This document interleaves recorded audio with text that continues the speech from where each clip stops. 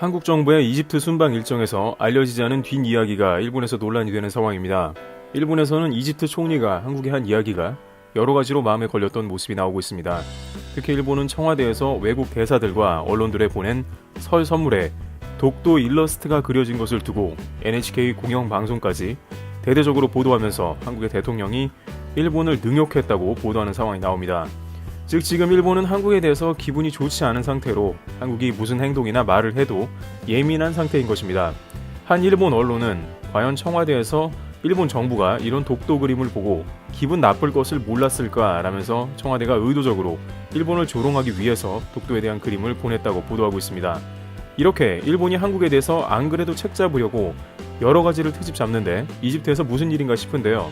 우선 한국 순방단은 중동을 거쳐 마지막 장소로 이집트에 방문했으며 양국은 여러 가지 협의를 마친 모습인데요. 특징적인 것은 최근 한국 순방단이 유럽 등지에 방문했을 때와 같이 열기가 대단하다는 것입니다. 그들은 한국과 특히나 경제협력을 하기 원하는데 유럽의 경제대국 스페인조차 그러했습니다.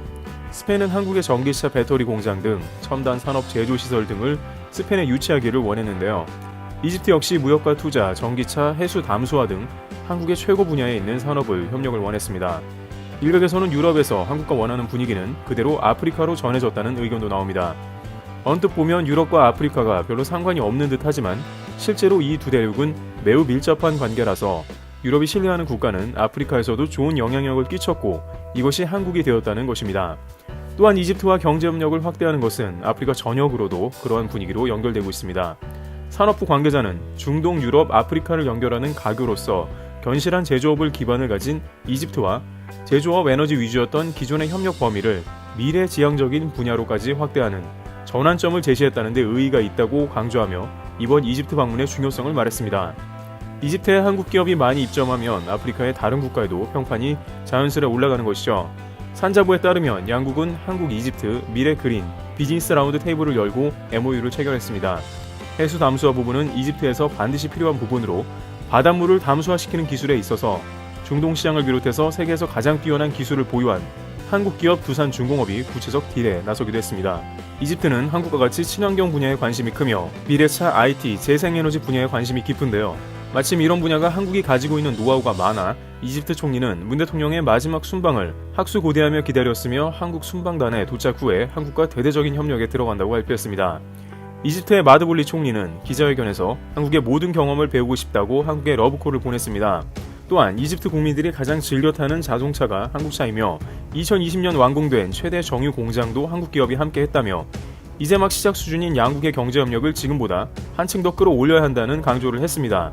그런데 이런 와중에 이집트 총리는 한국에 대해서 한 가지 독특한 요청을 했는데요.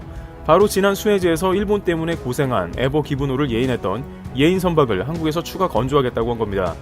당시 수해지는 일본 회사의 선박으로 인해 막대한 피해를 봤으며 일본은 1조 원 가량을 배상하라고 판결이 났습니다. 문제는 많은 나라들이 그 사건으로 인해서 이집트 수해지를 대체할 근본 운하를 찾거나 북극 항로 개발에 나서야 한다고 주장하는 등 이집트는 자존심을 크게 구겼으며 예인선도 훨씬 보강해야 되겠다는 의견이 이집트 정부에 나온 것입니다. 그런데 여기서 매우 특이한 일이 생겼는데요. 이집트에 또한 프랑스 대통령인 마크롱까지 이집트에 와서 일본을 비판했던 매우 이례적인 일도 있었습니다. 당시 마크롱 대통령은 니산 카를로스 곤 회장을 일본에서 강제로 구금해 이에 대해서 크게 화가 났던 걸로 보입니다. 이집트와 정상회담을 한 마크롱 대통령은 기자회견에서 일본 아베 정부가 거의 깡패와 같다고 비판했습니다.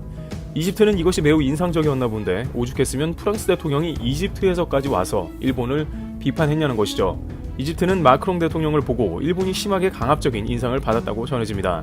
또 마크롱 대통령은 이집트 총리 등에게 일본이 프랑스 상공회의소 100주년 기념식에 프랑스 정재계 인사를 800명이나 초대해놓고 특수요원이 함정을 파서 카를로스 곤을 체포했다며 울분을 토했습니다. 전세계 역사상 한 국가 대통령이 다른 나라의 정상회담 후 일본을 욕한 것은 아마 거의 최초가 아닐까 싶은데요. 그런데 이러한 사건 이후에 일본 선주의 에버 기브노가 수해지에서 엄청난 민폐를 끼치는 일이 발생하자 이집트의 수에즈 운하 관리청에서는 일본에 관해 부정적 의견이 나올 수밖에 없었던 것입니다. 그 후 이집트에서는 운하 정비를 비롯해서 예인선 관리에 대한 대대적인 관련 장비 점검에 들어갔으며 수에즈 예인선을 LNG 친환경선으로 교체할 필요성과 함께 한국의 관련 도움을 청한 것으로 보입니다. 일본이 사고를 치면 한국이 가서 더 나은 장비로 보강하고 복구하는 일이 또 생긴 것으로 보입니다. 안 그래도 최근 해양에서 수많은 컨테이너 회사들이 일본 선박사들로부터 컨테이너선을 인도받았다가 컨테이너가 와르르 무너지고 심지어는 해상 가운데 두동강 나는 사건도 여럿 있었던 것으로 파악됩니다. 이집트 마드볼리 총리는 수에즈 운하 예인선을 LNG로 교체하는데 한국 기업들의 활발한 참여를 독려했으며 앞으로 일본 선사의 에버 기본호와 같은 유사 사건 시에 기존보다 강력한 선박을 주문한 것으로 전해집니다. 또한 이집트 당국은 수에즈 경제개발지구에 한국의 참여를 오랜 기간 요청해 온 것으로도 확인됩니다. 스페인, 프랑스 등 유럽은 물론 이집트까지 갖은 피해로 구설수에 오른 일본은 배제가 되며 한국 기업들과 미래 첨단 기업들이 더욱더 이집트에 진출하며 일본을 애타게 하는 국면이 나오는 것입니다. 이러한 뉴스가 나가자 일본에서는 역시 수에즈 사고가 왜 일본 책임이냐, 대만 운영사 책임인 것이지 라며 이집트는 한국 기술력을 받아서 큰 위기에 빠질 것이라는 궤변을 더하는 모습이 나오고 있습니다. 그러나 한국은 이제 유럽, 아프리카에까지 인정받으며 영향력을 확대하는 모습이 나오고 있습니다. 한국은 돕는 국가이며 일본은 민폐를 끼치는 국가인 양상이 전개되고 있습니다. 트리블2였습니다. 감사합니다.